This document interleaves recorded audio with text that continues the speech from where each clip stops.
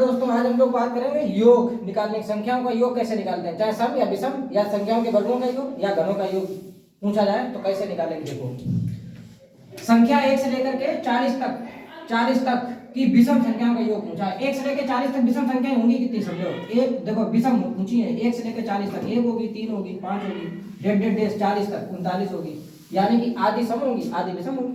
1 से 40 तक 20 हुई ना विषम, 20 विषम भाई और 20 सम भाई, तो टोटल 40 है ना। एक छोड़ के एक विषम होती कि नहीं होती, क्लियर है, ठीक है। तो विषम संख्या हुई कितनी, संख्याएं तो 20 है भाई, नहीं समझे, संख्या 20 भाई।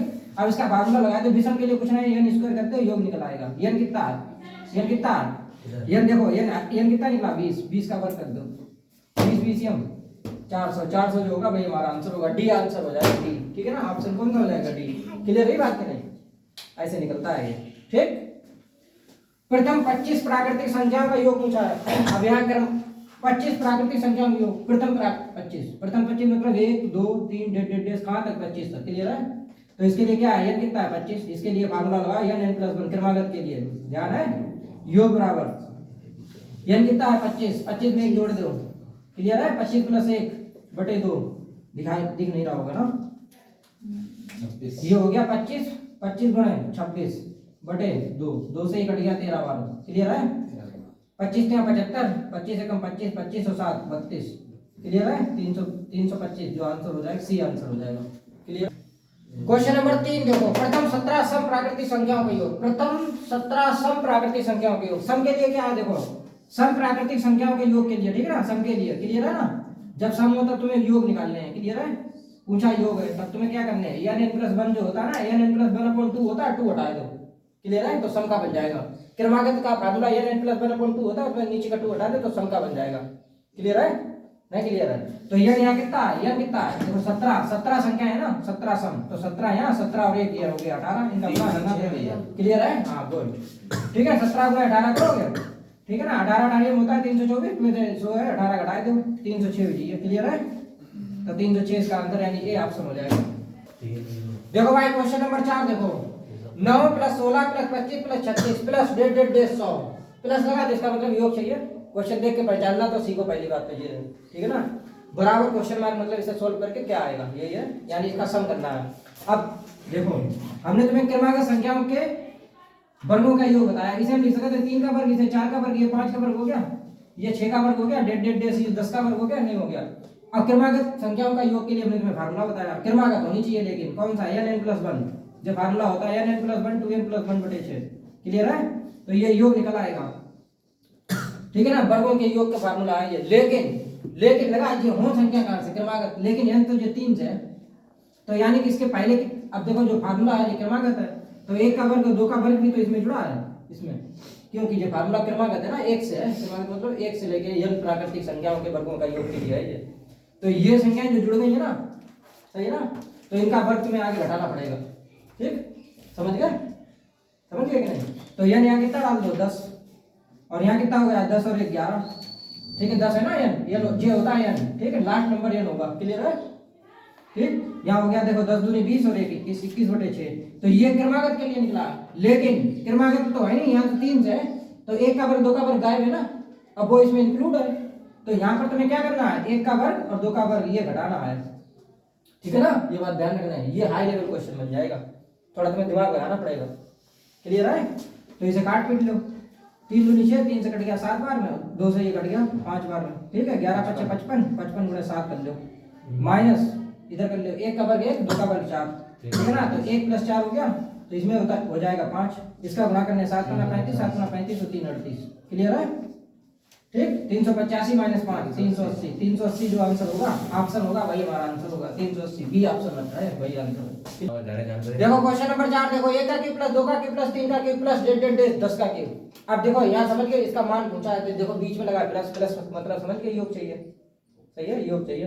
अब वो भी क्रमागत है, और दूसरी बात क्यूब है, यानी घनों का योग है, समझ गए क्वेश्चन क्या है। पहले तो क्वेश्चन जिसने समझ लिया उसी का आंसर आएगा, ठीक, ये बात में ध्यान रखना है, क्लियर है। तो योग निकालने इसका सीधे सीधे, क्योंकि योग लगाया बीच में, देखो घनों का योग लगाए, देखो घनों का योग n+1/2 इसका होल वर्ग, ध्यान करो, ठीक, इसका होल वर्ग करने दो तुम्हें, और कुछ नहीं करने में, क्यूब निकालने बैठ गए, n की वैल्यू कितनी है 10, और यहाँ रखोगे 1, 10 और 1 11 हो जाएगा। क्लियर है? एक जोड़ दिया 10 में, 10 और 1 11/2, इसका क्या है वर्ग, जो ध्यान रखिए इससे काट दो 5 बार में, तो 11 बचे 55 हो गया, 55 का तुम्हें वर्ग करना है। तो अब 5 की ट्रिक हमने तुम्हें बताई पूरा करने की। क्लियर है? 55 25, ठीक। अब 5 में 1 जोड़ दो, 6 6 5 30। क्लियर है? 30 25 ट्रिक बताएगी। 30 25 30 25 कोई ऑप्शन है? कौन सा? डी ऑप्शन है, तो ये हमारा आंसर हो जाएगा। क्वेश्चन नंबर 5 देखो, निम्न में से कौन सी संख्या अपरिमेय है? परिमेय और अपरिमेय क्या समझो। परिमेय संख्याएं वो होती हैं, पहले परिमेय समझ लो तुम, पहले तुम तुम्हें परिमेय समझाएं।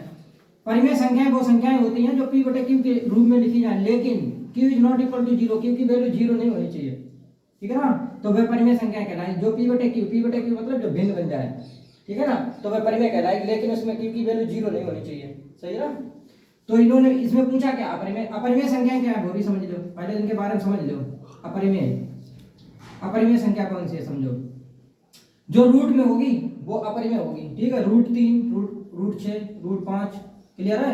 अब अगर हम यहाँ पे रखेंगे √16, तो इसका वर्गमूल निकल आएगा। क्लियर है? तो ये जो है अपरिमेय नहीं कहलाएगी, तो ये परिमेय बन जाएगी, क्योंकि इसका वर्गमूल निकल आएगा। 16 का वर्गमूल निकल आया 4, और 4 नीचे कुछ नहीं 1 तो है, तो ये p/q के रूप का हो गया, तो ये परिमेय बन जाएगी। ये बात ध्यान रखना, ऐसी संख्याएं जो रूट में हो और उनका वर्गमूल ना निकले। क्लियर है? तो अपरिमेय कहलाएगी। क्लियर है? समझ गए होंगे। अब देखो, ये देखो परिमेय है p/q के रूप की, ये p/q के रूप की परिमेय है। ये 3.14 बढ़ाओगे 100 हो जाएगा, यानी कि ये 22/7 होती है, पाई की वैल्यू है। ठीक है ना? पाई मान है 22/7। ठीक है? तो ये भी फ्रैक्शन बन जाएगी। तो ये भी नहीं हुई, ये भी नहीं हुई, कौन सी? पाई अगर पूछा जाए कहीं पर, ये क्वेश्चन कई बार पूछा गया, पाई हमेशा अपरिमेय संख्या है। ठीक?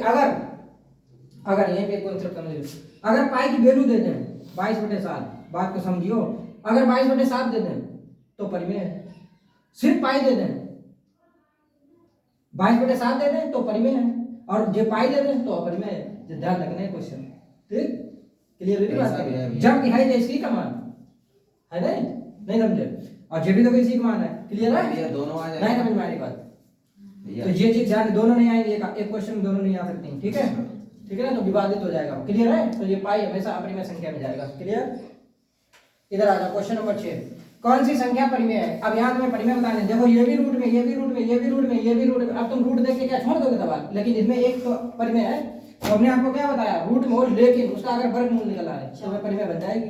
तो 4 का वर्गमूल निकल आएगा ना 2, इसके नीचे कुछ नहीं 1 है, तो p/q है, p/q के रूप की है, तो यही क्या बन जाएगी, परिमेय बन जाएगी।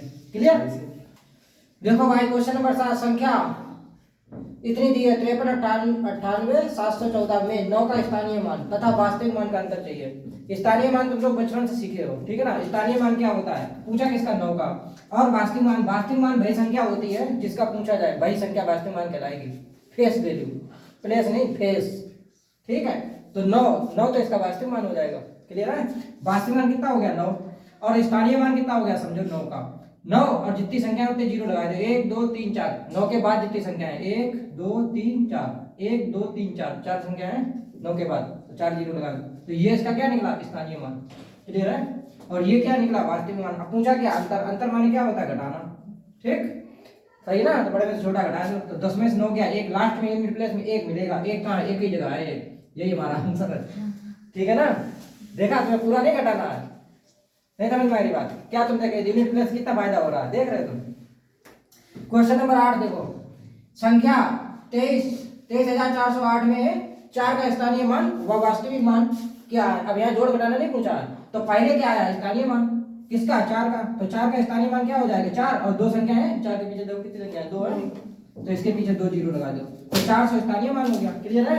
अब तुम्हें आगे अगर मान लो तुम सपोज दैट तुम्हें वास्तविक मान निकालना नहीं आता, तो तुम छोड़ दो। 4 तो देखो पहले जगह कहाँ पे है, एक ही जगह है, तो यही आंसर है। ठीक? और इसका वास्तविक मान वैसे होगा क्या, 4। वास्तविक मान वही संख्या होती है जो पूछी जाए, तो वही वास्तविक संख्या हो जाएगी। वास्तविक मान क्या हो जाएगा इसका, 4। तो 404 पहले स्थानीय मान आया, तो पहले 400 फिर 4। क्लियर है? नहीं क्लियर है? तो यही आंसर।